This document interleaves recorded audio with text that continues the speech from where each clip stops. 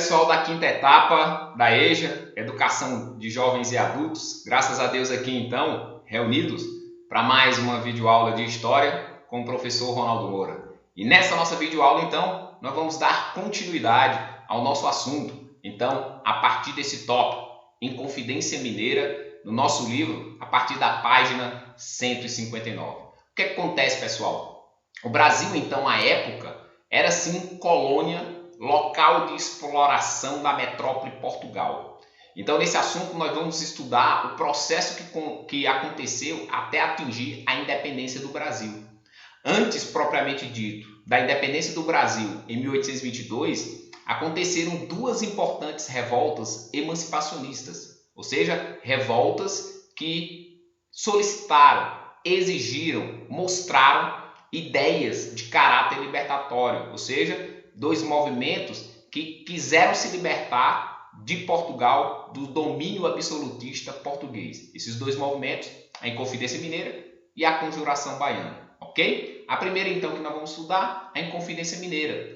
O que acontece, pessoal? Na região de Minas, na famosa capitania de Minas Gerais, era onde se tinha a maior extração de ouro do Brasil. E boa parte desse ouro sendo enviado para Portugal. Portugal, uma nação absolutista parasitária, vivia basicamente às custas da cobrança de altos impostos aos brasileiros, principalmente aos mineradores, que já estavam cansados com o tamanho pagamento de impostos.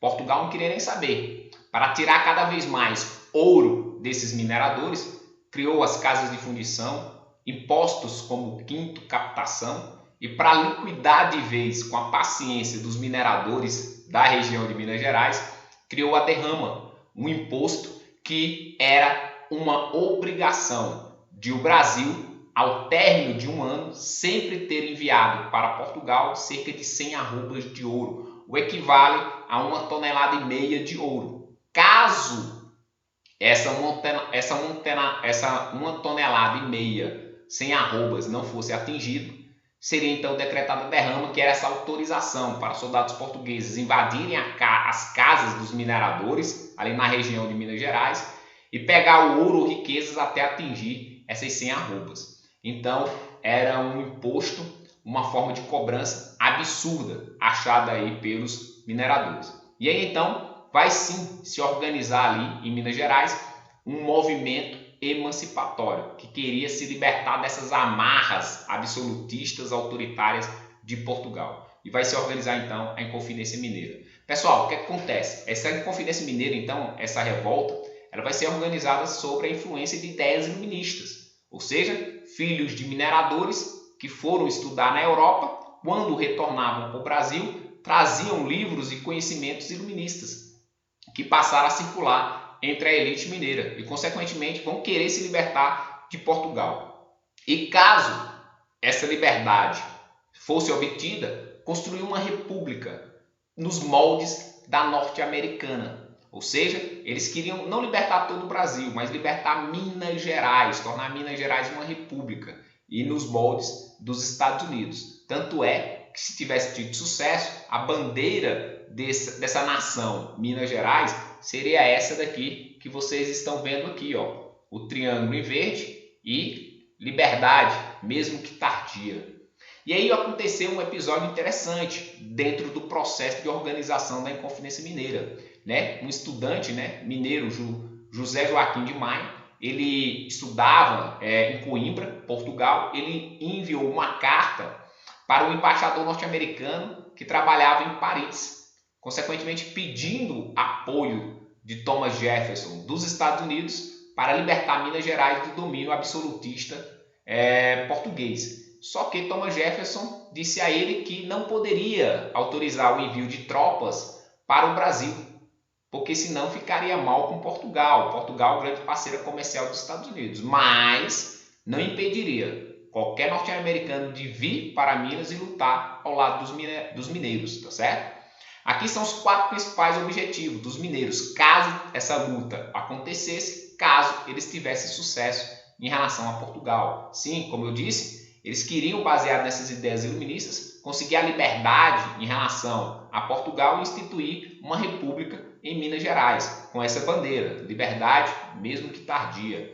Criar manufaturas, ou seja, o que não tinha no Brasil, que era manufaturas, um processo de produção manual anterior às indústrias. Fundar em Vila Rica, hoje Ouro Preto, uma universidade, centro do saber. E principalmente, olha aí pessoal, não queriam o fim da escravidão. Por quê? Como eu disse, esse movimento ele vai ser organizado pela elite mineira. Porque os que mais se sentiam desagradados, principalmente por conta da derrama, eram os mineradores. Então a elite mineira, principalmente composta pelos mineradores que tinham muitos escravos, queriam sim república, manufaturas, uma universidade em Vila Rica, mas não queriam o fim da escravidão, para não perder os seus escravos. E aí então, 1788, no ano anterior, chegou para comandar a capitania de Minas Gerais, né? Um novo governador de origem portuguesa, Luiz Antônio Furtado, famoso Visconde de Barbacena. E ele já veio com a missão de decretar a derrama. Só que o que acontece? Entre os inconfidentes mineiros, que se reuniam em uma sociedade secreta, teve um traidor, o famoso coronel Joaquim Silvério dos Reis, que em troca do perdão de suas dívidas com Portugal, ele então revelou os planos dos inconfidentes. E aí o Visconde de Barbacena, não por conta dessa denúncia, tá certo? Mas por conta de suspeitas anteriores, ele não decretou a derrama, pegando de surpresa os inconfidentes, prendendo-os. Sendo que nos finalmente, o único que realmente foi preso e condenado à morte para servir de exemplo foi o alferes, né, Tiradentes, tá certo? No famoso dia 21 de abril, né? E no famoso dia 21 de abril foi o dia que então ele foi executado. Então, enquanto o Brasil foi colônia, o Tiradentes ele era tido como um traidor e continuou sendo um traidor no Brasil Império. O Tiradentes ele só vai ser retirado dessa gaveta dos traidores com a proclamação da República. Ele sai dessa gaveta dos traidores e é elevado a herói, mártir na luta pela independência e liberdade do Brasil, sendo que o 21 de abril, o dia de sua morte, então é celebrado como um feriado nacional, tá certo? Uma outra revolta emancipacionista é a Conjuração Baiana, ou Conjuração dos Alfaiates, devido ao grande número desses profissionais envolvidos na organização da revolta. No nosso livro, na página 160.